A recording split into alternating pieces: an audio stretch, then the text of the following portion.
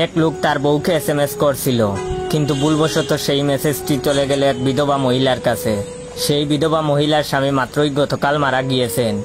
যাই হোক, মহিলা মেসেজটি খুললেন, পড়লেন এবং সাথে সাথে অজ্ঞান হয়ে মাটিতে পড়ে গেলেন। কি লেখা ছিল সেই মেসেজে, যে কারণে মহিলাটি অজ্ঞান হয়ে গেল? মেসেজে লেখা ছিল যে, আমার প্রিয় বউ, আমি ঠিকঠাক মতোই পৌঁছেছি। আমি জানি তুমি আমার কাছ থেকে মেসেজ আশা করনি। এখানেও আজকাল মোবাইল ফোন এসে পড়েছে।